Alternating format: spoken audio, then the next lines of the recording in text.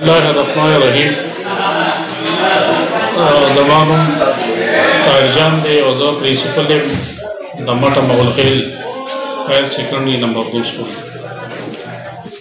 پرون په سوشل میډیا باندې یو ویډیو چلیدلې وه د دې سکول د ایډمیشن باره کې او هغې کې چې څه خبرې دي نو د هغې لږ وضاحت کول غواړم.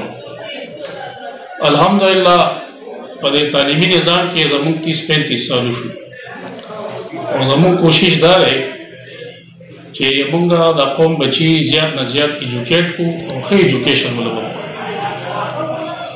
مټه مغلخیل ته زه راغلی یم، زما تقریبا 1 کال شو. د 1 کال کې د سکول کې طاهر جان څه وکړو، سیک یې وکړو، هغه د کتو قابل دي د اورېدو نه. او اوس پکې مرحله د ایډمیشن راغله.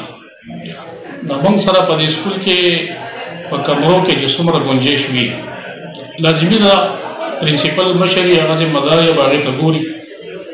د ګنجایش مطابق چې دی موږ په 9 او 10 کې د داخلو کوشش کوو او په هغې کې موږ هغه هلکان بیا اړو چونکې ګنجایش کم او خلک زیات دي نو بل صلاح خو نه وي. بجای د دې چې زه پردي بچي راغونډم او د 10 په ځای 20 کېنوم او د 20 په ځای 50 کېنوم او 200 کېنوم او بیا ورته نه استاد کاري او نه ورته بورډ کاري او نه هغه په پرسنلي په اکټیویټیز کې شاملېدی شي، نه د هغه د ناستې ځای وي. نو دا پردي بچي ضایع کول کم از کم طاهر جان نشي کولی. زموږ کوشش دا دی چې چونکې دا علاقه غریبه ده او موږ هم ټول غریبانه دي او دا غریب سړي د ټول د غټه سرمایه د هغه بچی دی. نو موږ دا پردی بچی د هغه چونکې د ټول د غټه سرمایه ده نو دا موږ ضایع کول نه کوو. یعنې موږ ته خو اسان کار دا دی چې واړه راشي واړه داخل کړه، ماشومان راشي کېنوه. دا باس کول او دا ټیسټ اخیستل او دا خو اسان کار نه دی، دا خو محنت غواړي او دا د زړه مینه غواړي. زموږ د مټې د ټولو مشرانو ته زه دا ویل غواړم چې زما دلته کې ستاسو بچو سره دا محنت کول دا ستاسو بچو سره مینه ده. زه دا غواړم چې ستاسو بچي د دې سکوله وځي چې د سر نه تر پښو پورې په هغه تعلیم ښکاره وي او ښکاري وي او واقعي داسې تعلیم وکړي چې هغه د هغه مخکې په کار راځي. اوس پرونی واقعې ته راځم. استاد چې راغی تعارف یې وکړو، خوشحاله شو. لومړی د خوشحالۍ خبره دا وه چې استاد سرکاري استاد خپل بچی سرکاري سکول ته راوست، خوشحاله شو. د هغې نه وروستو ما استاد چې ته وویې چې لږ غوندې سرسري ټیسټ پکې والو چې دا ماشوم موږ ته اندازه ولګي. هغه ویې چې یاره بس اوسط دی، مې بس ټیک دی، اوسط زموږ قبول دی. د هغه په اجازت سره ما هغه ته اختیار ورکړو چې بچې تا ته د اردو کتاب کې چې تر اوسه پورې په دې پوره کال کې تا نه هم کې څه ویلي دي هغه یو سوال ولیکه، جواب ولیکه. نو هغه ټیسټ زما میز مخې باندې لارې ما ته پروت دی، هغه ونه لیکلی شو تر دې پورې چې خپل او د پلار نوم هم غلط دی. دا د اردو خبره کوو، انګلیش کې خو څه شته نه. او خو موږ دپاره غیر زبان دی، هغه خاص هم دغه مسله ده. اوس هغه ماشوم ته ما بیا د دې وجې نه چې یاره دا خو استاد دی او دا ماشوم داخلول غواړي نو ما زه راشه که دله ریډینګ ورځي نو زه نور به ورسره ګورو، خواري به کوو انشاءالله. هغه ته چې ما بک ورکړه د اردو او د انګلیش نو هغه 2 لفظ هغې کې ټیک نشي ویلی. اوس تاسو په خپل انصاف وکړئ چې یو ماشوم نخم ته راشي، د نخم کورس هغه پرایویټ پبلک سکول کې 1 کال ویلي نو دې استاد ته خو زما ډېر افسوس په دی چې دا د استاد هونې کې باوجود نه د خپل دوی تپوس کړی دی، نه د پبلک سکول نه تپوس کړی دی، نه ورغلی دی چې دې نه هم ته رسېدلی په کوم بنیاد. بل دا دی چې یو ماشوم ته ریډینګ خطرې نه ورځي، نور خو پرېږده، فزیکس کیمسټري بایولوژي خو پرېږده، چې هغه ته ریډینګ خطرې نه ورځي د هغه کنسپټ خو په یو طرف ته کا نو دې به څنګه نهم کې مونږ چلو.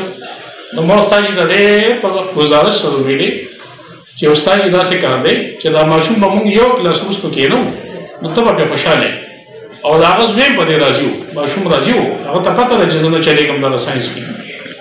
استاد جي نه هغه په مزه وایي چې یاره تا ته خو ما ډېر په نرم ومې. استاد جي زموږ د سر تاج یې، موږ خوشحال یو. خو خبره دا ده چې ماشوم ډېر زیات کمزوری دی. اوس پنځه داخل کم بس ناست کوي چې راضي به او هلکان ډېر مخکې دي الحمدلله زمونږ کلاس ښه دی نو دا ماشوم به پکې خراب شي. ما ورته مثالونه هم ورکړل لکه چې ګوره اسونو سره توس یو ماشوم د چیرې بچې واچوي هغه خپل لاندې ګیرېږي ښه کېږي نه. که موږ سره ډېر همکاري وکړو دې به دغلته نفسیاتي طور هم ډېر مسایلو کې نو هغه ورو اوچتېده تر دې پورې چې زه ته لاړم واشروم ته. واشروم کې ما 100 منټه تېر کړل چې رانم ما اراده و څه به کمه شوي هغه د هغې نه نور هم لږ شوي تر دې پورې چې زما خیال دا دی چې هغه د مخکې نه مایند دا راوړی هغه ته دا پته وه چې زما د دې د داخلي قابل نه دی نو ده د مخکې نه دا ذهن جوړ کړی و نو د دې د وجې نه هغه چې کومه رویه دلته ما سره وکړه بس هغه یو خدای ته معلومه ده الټا داسې سړی خو به الزامات لګوي. نو زه اوس هم چیلنج کوم د ده دا ازمېنې راشي دی د انګلیش ریډینګ وکړي دی د اردو ریډینګ وکړي ځان سره دوه درې کسه مشران راولي زه درته عذر هم کوم زه درته ګډه ملالم خو که چېرې داسې دي نو دا څیز چې کومه دی د سوشل میډیا دا غلط استعمال د ادارو د تباهۍ باندې جوړېږي. موږ دا غواړو چې ستاسو بچي ایجوکیټ شي موږ دا غواړو چې د 10 په ځای 20 ته ایجوکیشن ورکړو د 20 په ځای 0 ته ورکړو د 10 په ځای زموږ اتیا طالبان دي او شاګردان دي خو که د دې دا خیال چې یاره زما د ماشوم بس کې نه وه چې څنګه زما خوښوي او بس ځي راځي به نو بس داسې ایجوکیشن خو ټول روان دی بیا خو ضرورت څه دی بیا خو موږ ته اسان کار همدغه دی چې بس راځئ کښېنئ او ځای راځئ موږ چې دا دونه محنت کوو دا دونه خواري کوو دا تا سره باس کوو دا تا سره طبیعت خراب شو زمونږ خو دا موږ د دې غرض د دې بچي لپاره کوو زمونږ د ټول ایجوکیشن د ادارې زمونږ د ملاس دی د دې هر څه زمونږ سنټرل ماشوم دی.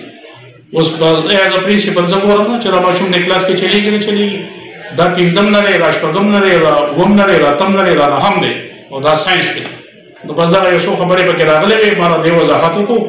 اوس هم که د چا په دې داخلي متعلق څه ګریوینسي دي نو هغه بېشکه راتلی شي زموږ دروازې کلو دي موږ په دې خوشحالېږو چې مشران موږ له راشي موږ په دې خوشحالېږو چې د ماشومان والدین موږ ته راشي